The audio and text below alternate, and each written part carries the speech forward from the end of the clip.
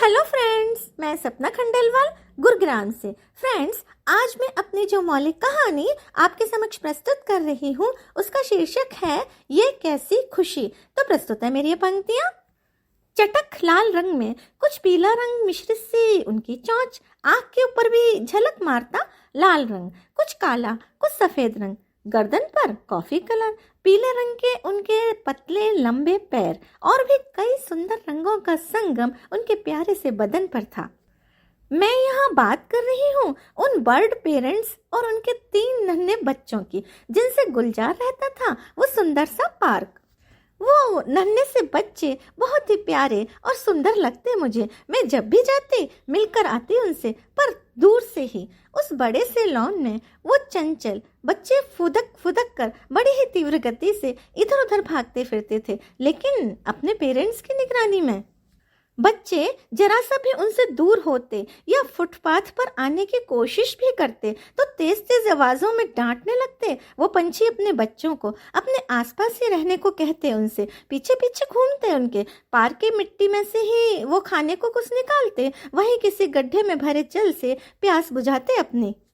मुझे तो एक लगाव सा ही हो गया था उन बच्चों से। उनके फुदकने का वो अंदाज तो भा ही गया था मन को। पर आज तो सब कुछ बदला बदला सा था।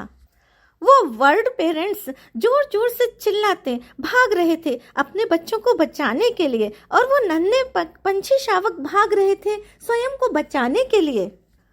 उड़ना तो वो मासूम जानते ही न थे, नहीं तो उड़कर रक्षा कर लेते स्वयं की। उनकी जिंदगी में तो आज भयंकर तूफान ही आ गया था। तकरीबन 5-6 बरस की एक लड़की उन नन्हे बच्चों को पकड़ने के लिए पीछे पड़ चुकी थी उनके। उसके इस कार्य में उसके पापा उसका साथ दे रहे थे। वो हर हाल में उन बच्चों को पकड़ लेना चाहते थे। पता नहीं इन पंछियों को परेशान कर उन्हें ये कैसी खुशी मिल रही थी। मैं हैरान सी वहीं ठिठक कर खड़ी हो गई। शायद इन पापा का दिल पिघल जाए इन पंछियों की पुकारों से। पर वो तो खुद अपनी बेटी को प्रेरित कर रहे थे। बेटा, उस दिन भी तो पकड़ा था ना तुमने बच्चे को, पकड़ लो आज भी। अत्यंत ही द्रवित हो गया मेरा हृदय उन पंछियों को असहाय होकर पुकारते देख।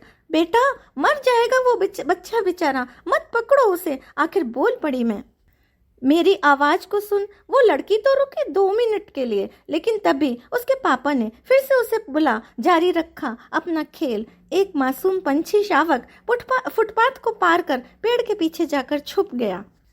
तो फटाफट से वो पापा अपनी बेटी को वहां ले गए। अब वे दोनों उस नन्हे से परिंदे को घेरने का भरपूर प्रयत्न करने लगे। उन पंछियों को बेबस पुकारते देख मेरा मन अब इतना व्याकुल हो गया था कि मैं उस पेड़ के पास जा हाथ जोड़कर उन भाई साहब से प्रार्थना कर उस बच्चे को छोड़ देने का आग्रह करने को तैयार हो गई। पर अगले ही पल मुझे लगा कि मेरे आग्रह को ठुकरा इन्होंने मुझे कुछ उल्टा बोल दिया, तो मेरी रिक्वेस्ट को अस्वीकार कर दिया, तो इससे बड़ा अपमान क्या होगा मेरा।